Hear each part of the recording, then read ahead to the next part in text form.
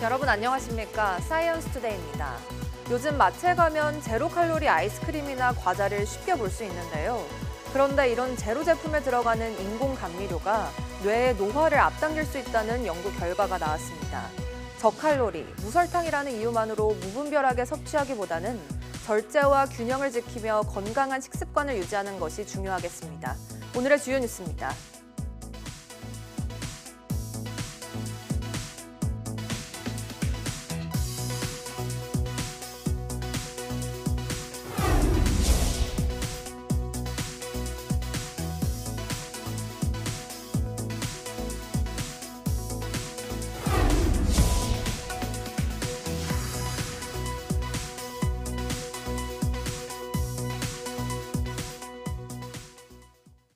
기상청은 중부에 많은 비를 뿌린 비구름이 물러가고 다시 고기압이 확장하면서 오늘은 남부뿐만 아니라 중부도 다시 30도를 웃돌 것으로 보인다고 밝혔습니다. 오늘 서울의 낮 기온은 33도까지 오르겠고 서풍이 불며 습도가 높아지면서 체감온도도 33도 안팎에 이를 것으로 보여 수도권 등 서쪽 지역에는 폭염특보가 내려질 가능성이 있습니다. 또 낮 동안 기온이 오르며 대기가 불안정해져 내일도 오후에 충청 이남 지역을 중심으로 5에서 60mm의 소나기가 내리는 곳이 있겠습니다. 기상청은 이번 주말에도 전국에 비가 예상된다며 서쪽은 호우특보 수준의 많은 비가 내리겠지만 강릉은 큰 비가 내리지 않아 가뭄을 해소하기엔 부족할 것으로 보인다고 밝혔습니다. 강릉 지역 생활용수의 87%를 공급하는 오봉저수지 저수율이 13.2%를 기록하며 연일 역대 최저치를 경신하고 있습니다. 농촌 용수종합 정보 시스템을 보면 오봉저수지 저수율은 오늘 오전 기준 13.2%로 어제보다 0.3%포인트 떨어졌습니다. 평년 같은 시기 저수율의 18.4%에 그치는 수준입니다. 강릉시는 오봉저수지 저수율이 10% 미만으로 떨어지면 시간제, 격일제 급수를 시행하는 방안을 검토 중입니다. 요즘 낙동강 하류는 온통 초록빛을 띠고 있습니다. 녹조가 나타나며 강물 색깔이 변한 건데 조류경보도 경계 단계로 격상됐습니다. 임형준 기자입니다. 낙동강 하류의 강물이 제 빛을 잃었습니다. 녹조가 나타나며 강물의 색이 초록빛으로 바뀐 겁니다. 강물 상태는 급속도로 악화했습니다. 낙동강 유역환경청은 지난달 28일 칠서 지점에 조류경보 경계 단계를 발령했습니다. 지난달 14일 관심 단계를 발령한 뒤 2주 만에 경계 단계로 격상한 겁니다. 지난달 25일과 28일에 유해 남조류 세포수를 비교해보니 2배 정도 차이 납니다. 지난 1일 수치는 지난달 28일과 비교하면 떨어졌지만 조류경보 경계 단계가 유지될 수 있는 수치를 유지하고 있습니다. 녹조의 가장 큰 문제는 인체에 미치는 영향. 유해 남세균 독소인 마이크로시스틴에 노출되면 간 기능이 떨어지는 등 건강에 악영향을 줄 수 있습니다. 낙동강 인근 주민 등을 대상으로 한 조사에선 2명 가운데 1명꼴로 코 속에서 마이크로시스틴이 검출됐습니다. 낙동강 일대 생활권에 있는 사람들의 건강이 위협받을 수도 있는 겁니다. 전문가는 사후 대책보단 사전에 녹조가 발생하지 않도록 하는 게 더 중요하다고 말합니다. 사전 예방으로 대표적인 게 비점 오염원, 즉 그러니까 우리가 관리하지 못하고 있는 부분들이 있습니다. 아무래도 불법으로 무단 폐기되는 폐수라든지 가축의 분뇨라든지 이런 부분들을 관리를 조금 더 촘촘하게 해야겠죠. 녹조 라떼라는 말이 등장한 지도 어느덧 10년여. 녹조를 없앨 뾰족한 해결책이 나오지 않는 상황에서 낙동강은 해마다 녹색강이 되고 있습니다. YTN 임영준입니다. 농촌진흥청은 전북 완주군 국립식량과학원 본원에서 극한 기상 대응 식량작물 병해충 방제 전략을 주제로 심포지엄을 열었습니다. 이번 행사에서는 기상 데이터를 활용한 해충 예측 모델 개발과 온난화로 피해가 증가하고 있는 콩 노린재 관리 전략, 이상 고온으로 확산하는 토양 병해의 친환경 방제 방안 등 다양한 연구 성과와 대응 전략이 공유됐습니다. 이어진 종합토론에서는 극한 기상에 따른 돌발 문제 병해충의 발생 특성과 현장에서 활용할 수 있는 예찰 방제 기술, 기관 간 협력 강화 방안에 대해 심도 있는 논의가 이뤄졌습니다. 국내에서 재배 중인 고구마의 절반 이상이 일본에서 들여온 품종인데요. 병해충에 약해서 농가 생산성 저하 문제가 컸습니다. 그런데 최근 농촌진흥청이 개발한 국산 고구마 품종 3총사가 점유율을 빠르게 확대하고 있습니다. 최명신 기자입니다. 수확이 한창인 전남 무안의 한 고구마 밭입니다. 트랙터가 땅을 솎아내자 황토빛 고구마가 쏟아져 나옵니다. 농진청이 지난 2022년부터 본격적으로 보급을 시작한 국산 품종 호품입니다. 고구마 밭에 행복이 주렁주렁이라는 캐치프레이즈를 내걸고 판매하고 있는데 소비자 반응이 좋습니다. 한 3년 전부터 고구마를 심어보지만 재배 면에서도 그렇게 어렵지 않고 그다음에 수량도 많이 나오고 타고나게 저장성도 괜찮더라고요. 국내에서 재배되던 고구마는 베니, 하루카, 안노베니 등 일본 품종이 대부분이었습니다. 하지만 병에 취약해 재배 안정성이 크게 떨어졌습니다. 이에 농진청이 혹풍미, 소단미, 진율미 등 국산 우수 품종 3총사를 개발해 보급하면서 일본 품종을 빠르게 대체하고 있습니다. 지난 2016년 2,147헥타르에 불과했던 국산 고구마 품종 재배 면적이 올해 7,150헥타르로 2.8배 확대되면서 점유율 역시 2.8배 증가했습니다. 호풍밀은 구웠을 때 당도가 32.7브릭스로 매우 높고 병에 강한 게 특징입니다. 9개월 이상 저장해도 부패하거나 내부 공동화가 거의 발생하지 않아 연중 출하가 가능합니다. 소단미는 속이 노란 달고 부드러운 꿀고구마 품종입니다. 저장 중에 단맛이 더 강해지고 육질이 부드러워지는 특성이 있습니다. 진율미는 부드럽고 고소한 밤고구마 품종으로 국내 밤고구마 시장의 60%를 차지하고 있습니다.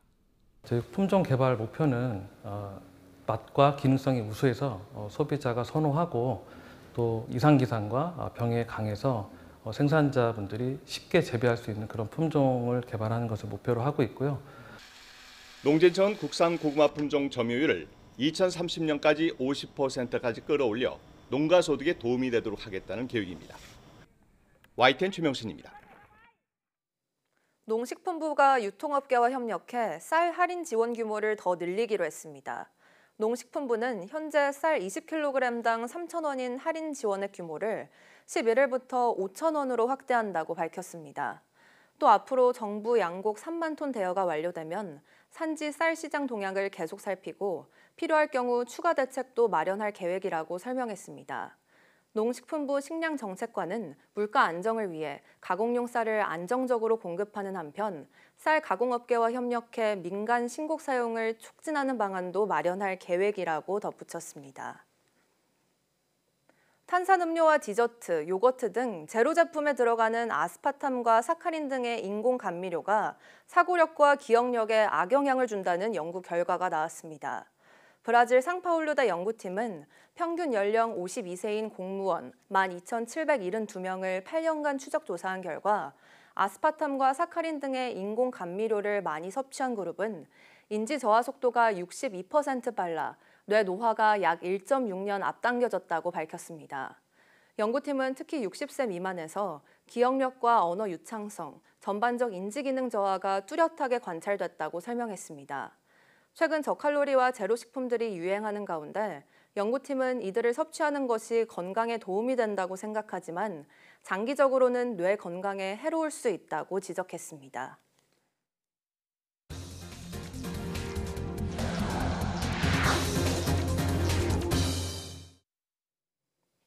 우주항공청이 우주항공 5대 강국 진입을 목표로 한 대한민국 우주탐사 로드맵을 확정했습니다.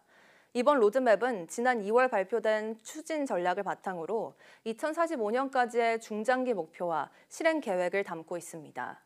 비전은 인류 지식과 우주 경제 영토의 확장으로 태양계 기원 탐구와 우주 자원 활용, 달 화성 기지 건설, 우주 산업 생태계 활성화가 핵심 목표입니다. 우주항공청은 이를 위해 지구 저궤도 연구부터 달 행성 탐사, 천체 물리 연구까지 단계별 추진 전략을 제시했습니다. 구체적 세부 내용은 별도 설명회를 통해 국민과 공유할 예정입니다. 정부가 구글에 이어 애플이 신청한 고정밀 지도 데이터의 반출 여부 결정도 유보하기로 했습니다. 국토교통부 국토지리정보원은 미국 애플이 지난 6월에 신청한 고정밀 지도의 국외 반출 결정을 유보하고 처리 기간을 60일 더 연장하기로 했습니다. 협의체는 구글 건과 동일하게 국가 안보와 국내 산업에 미치는 영향 등에 관해 심도 있는 추가 검토가 필요하다고 판단했다고 이유를 설명했습니다. 미국이 정밀지도 반출을 한국의 디지털 장벽으로 지목하고 끊임없이 압박하는 가운데 정부는 지난달 구글의 국내 고정밀 지도 반출 요청에 대한 결정을 한 차례 유보했습니다. 정부는 관계기관 등과 충분히 의견을 수렴한 후 12월 8일까지 국외 반출 여부를 결정할 계획입니다. 세계 3대 가전 전시회이자 유럽 최대 가전 전시회인 IFA 2025가 오늘 독일 베를린에서 101번째 막을 올립니다. 올해 주제는 미래를 상상하다로 전 세계 기업 1,800여 곳이 모여 인공지능을 접목한 최신 가전 등을 선보입니다. 삼성전자는 올해 AI 홈, 미래 일상을 현실로라는 주제로 수면부터 식사, 세탁, 청소까지 집안 내 일상생활을 인공지능이 알아서 맞춰주는 초개인화된 가전들을 공개합니다. LG전자 역시 AI 가전의 오케스트라를 주제로 집안 내 여러 가전이 인공지능으로 서로 연결돼 사용자의 일상을 편리하게 돕는 모습을 선보입니다. SK텔레콤이 해킹 사고로 인한 위약금 면제 기간을 연말까지 연장하라는 방통위 분쟁조정위원회의 권고를 받아들이지 않았습니다. SK텔레콤 측은 사태 수습을 위해 이미 1조 원 넘는 금액을 쏟아부은 만큼 더는 손실을 감수할 수 없다는 입장인데요. 앞으로 법적 분쟁이 이어질 전망입니다. 김태민 기자의 보도입니다. 지난 4월 해킹 사태 이후 SK텔레콤은 정부 방침에 따라 결국 가입자들의 해지 위약금을 면제해주기로 했습니다. 하지만 면제 기간은 발표 이후 열흘로 한정했습니다. 사이버 침해 발생 이후인 4월 19일부터 7월 14일 사이 해지하셨거나 해지하실 약정 고객님의 위약금을 전액 면제해드릴 계획입니다. 한 달여 뒤 방송통신위원회 분쟁조정위원회는 위약금 면제 기간을 올해 연말까지 연장하라는 직권 조정 결정을 내렸습니다. 마감 시한이 상당히 짧았고 장문의 문자 안내 한 번으로는 고객들이 관련 내용을 알기 어려웠다는 이유였습니다. 하지만 SK텔레콤 측은 이번 결정에 대해 회신 기한까지 아무 의견도 내지 않으면서 위원회 권고를 받아들이지 않았습니다. 사태 수습 과정에서 이미 1조 원 넘는 금액이 쓰인 만큼 더 이상의 손실을 감수하기 어렵다는 취지입니다. 특히 앞으로 소비자들이 제기할 집단 민사소송 등을 고려할 때 대응이 충분하지 않았다는 분쟁조정위 의견을 그대로 받아들일 수 없었던 것으로 보입니다. 직권조정 결정은 한쪽이라도 수락하지 않으면 조정 불성립으로 종료되는 만큼 앞으로 법적 분쟁이 이어질 전망입니다. YTN 김태민입니다.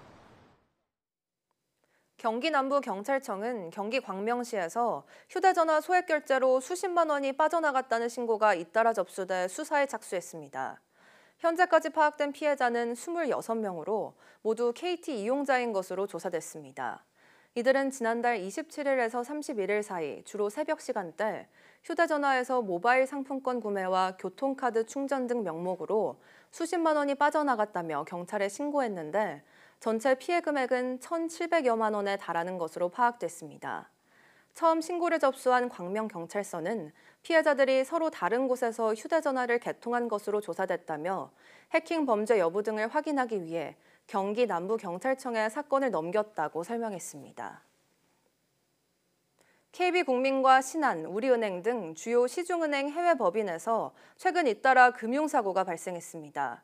금융권에 따르면 KB국민은행 인도네시아 현지 법인 KB뱅크에서 지난해 3월부터 올해 3월까지 17억 6,500만 원 규모 부당 대출이 이뤄져 관련 직원에 대한 형사고발 등 법적 조치가 이뤄졌습니다. 신한은행 베트남 현지 법인 신한베트남은행에선 지난달 21일 현지 채용 직원이 2023년 3월부터 올해 7월까지 모두 37억 4,880만 원을 횡령한 사고가 적발됐습니다. 우리은행 인도네시아 현지 법인 우리소다라은행에서도 지난 6월 2일 피해 규모가 1,078억 원에 달하는 신용장 사기가 발생했습니다. 금융당국이 성실히 빚을 갚아온 소상공인에게 10조 원 규모의 금융 지원에 나서기로 했습니다. 금리는 낮추고 대출 한도를 높였는데 대출 갈아타기와 같이 이자 부담을 덜어주는 대책도 내놨습니다. 손효정 기자입니다.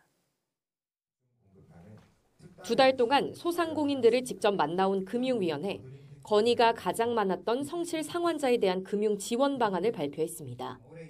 연체 없이 빚을 갚고 있는 소상공인들을 위해 10조 원 규모의 자금 보따리를 새로 풀기로 했습니다. 기존 정부 대출보다 금리는 0.2에서 0.5%포인트 낮추고 보증료도 최대 0.3%포인트 추가 감면합니다.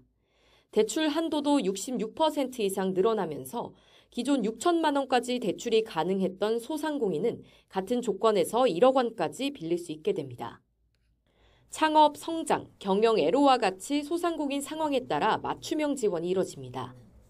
이미 빌린 돈의 이자 부담을 낮추는 금리 경감 3종 세트도 마련했습니다. 내년 1분기 중에 개인 사업자 대출 갈아타기 서비스를 도입하고 소득이 늘거나 신용 점수가 올라가면 금리를 내려달라고 하는 금리 인하 요구권도 활성화하기로 했습니다. 만기 전에 빚을 상환할 때 부담하는 중도 상환 수수료를 실제 비용 수준으로만 내도록 하는 방안을 농협, 새마을금고 등 상호 금융권에도 적용할 예정입니다. 금융위는 이를 통해 소상공인 금융 비용이 1년에 최대 2,730억 원 절감될 거로 추산했습니다. 더 나아가 직장인과 같이 소상공인 맞춤형 신용평가 모델도 개발해보겠다고 밝혔습니다. 그 별점이 좀 높거나 손님이 많이 오거나 그 댓글들이 이렇게 그거를 물론 이제 그게 잘못될 수도 있지만 그걸 정교하게 그 척줄해내서 이분의 미래의 매출 이런 걸 볼 수 있는 그 신용평가 모델을 반드시 한번 만들어 보겠습니다. 이 밖에 대출 부담으로 문을 닫지 못하는 소상공인들을 위해 폐업 시 은행이 대출을 일시 회수하지 않도록 지침을 명문화하고 저금리 철거지원금 대출도 만들 예정입니다. YTN 손효정입니다.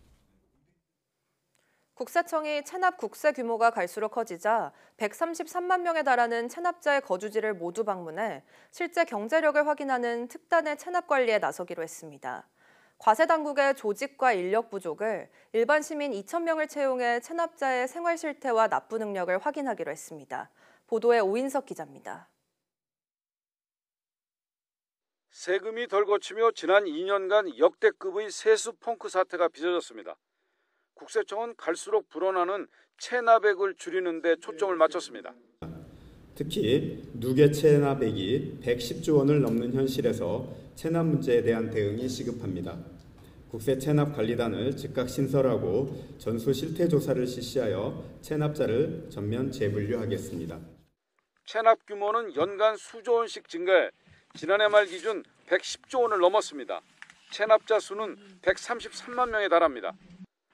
국세청은 체납 관리를 위한 특단의 대책이 필요하다고 판단하고 국세 체납 관리단을 출범시키기로 했습니다. 핵심은 모든 체납자의 실거주지, 사업장을 방문해 직접 대면하고 실제 경제력을 확인하는 겁니다. 과세 당국의 조직과 인력 부족을 메우기 위해 일반 시민 2,000명을 실태 확인원으로 채용해 체납자의 생활 실태와 납부 능력을 상세히 확인하기로 했습니다. 경력 단절 여성과 청년층, 퇴직 공무원 등을 채용하는 안이 검토되고 있습니다. 국세청이 일반 시민을 실태 확인원으로 채용하여 이들이 모든 체납자를 가가호 방문할 예정입니다. 총 3년간 모든 체납자를 1회 이상 방문하여 경제 상황을 확인하고 유형 분류를 실시할 계획입니다. 국세청은 고의적 상습 체납자에 대한 징수 역량이 집중되면서 현재의 추적 징수보다는 훨씬 더 많은 금액을 징수할 수 있을 것으로 예상하고 있습니다. 반면 생계형 체납자는 복지부처와 연계해 재기의 기회를 마련해주고 일시적 납부 곤란자는 강제 징수 조치를 보류해주기로 했습니다. YTN 오인석입니다. 병원급 의료기관에서 비급여 진료비 규모가 가장 큰 항목은 1인실 상급 병실료와 도수치료, 치과 임플란트 순인 것으로 조사됐습니다. 보건복지부와 국민건강보험공단은 병원급 의료기관 4,166곳의 지난해 9월분 진료 내역을 바탕으로 2024년 하반기 비급여 보고제도 분석 결과를 공개했습니다. 지난해 9월 한 달간 비급여 1,068개 항목의 진료비 규모는 5,760억 원으로 지난해 상반기보다 38억 원 증가했습니다.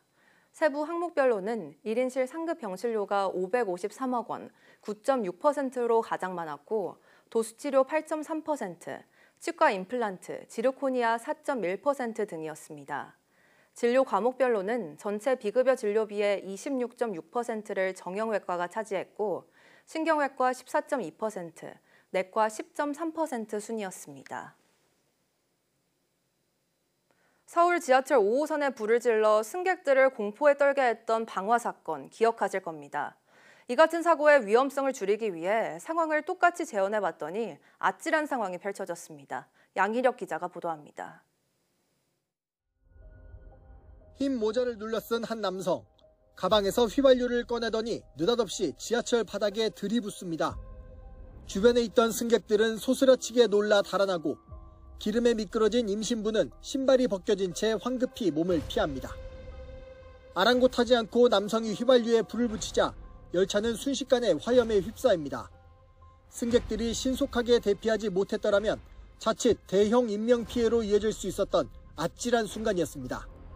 60대 원모 씨가 저지른 끔찍한 범행을 똑같이 재현해봤습니다. 휘발유 2리터를 바닥에 뿌리고 불을 붙였더니 말 그대로 눈 깜짝할 사이에 불길이 치솟습니다. 객실 안이 연기로 가득 차기까지 걸린 시간은 불과 10초. 승객으로 가장한 실험 참가자들이 있는 옆 칸도 1분 만에 암흑천지로 변합니다. 화재 진압 뒤 열차 내부를 살펴보니 불에 강한 소재로 만든 내장재까지 타진 않았지만 천장은 새까만 그을음으로 뒤덮였습니다. 대부분이 지하철이 지하 공간이다 보니까 연기가 또 나갈 그 공간이 그렇게 많지는 않습니다. 골든타임이 5분 이내로 확보가 돼야 된다는 게 저희들이 판단입니다. 이번 화재 시연 결과는 체계적인 분석을 거친 뒤 전동차 객실 설비는 물론 화재 대응 매뉴얼 보완에 반영될 예정입니다. 다만 검찰 수사 결과 비상 상황 대응의 현실적인 어려움으로 거론됐던 1인 기관사 문제는 논의에서 제외돼 앞으로 풀어야 할 숙제로 남았습니다. YTN 양일혁입니다. 포르투갈 리스본에서 발생한 전차 탈선 사고로 숨진 사람 가운데 한국인도 2명 포함된 것으로 확인됐습니다. 정부는 현장에 영사를 급파해 필요한 조력을 제공하고 있습니다. 런던 조수연 특파원입니다. 리스본에서 발생한 전차 푸니쿨라 탈선 사고 하루 뒤 포르투갈 검찰은 한국인 2명이 사망한 것으로 확인됐다고 발표했습니다. 사망자 가운데는 포르투갈인과 스위스인도 포함됐고 신원 확인 작업이 계속 이루어지고 있습니다. It could have been us, but it's terrible for those involved. 주 포르투갈 한국 대사관 관계자는 YTN과의 통화에서 현장에 사건 사고 영사를 급파해 필요한 조력을 제공하고 있다고 밝혔습니다. 다만 정확한 우리 국민 피해 상황과 신원 등 구체적인 정보는 공개할 수 없다면서 현지 당국과 긴밀히 협력하고 있다고 전했습니다. 루이스 몬테네그루 포르투갈 총리는 이번 사고는 최근 벌어진 가장 큰 비극 중 하나라며 철저한 조사를 약속했습니다. Realizarão com celeridade as averiguações necessárias ao apuramento da causa deste acidente trágico. 사고는 현지 시간 3일 오후 6시쯤 푸니쿨라를 고정하는 케이블이 느슨해져 차량이 통제력을 잃고 건물과 충돌하면서 일어났습니다. 리스본의 가파른 경사를 오르내리는 푸니쿨라는 리스본을 상징하는 교통수단이자 연간 350만여 명이 이용하는 관광 명물입니다.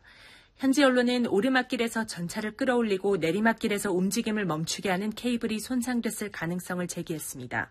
포르투갈 정부 항공철로 사고조사청은 잔해 분석을 마치고 현지 시간 5일 초기 보고서를 낼 예정입니다. 이번 사고 이후 유럽연합도 본부의 조기를 개항하는 등 애도 물결이 이어지고 있습니다. 런던에서 YTN 조수연입니다.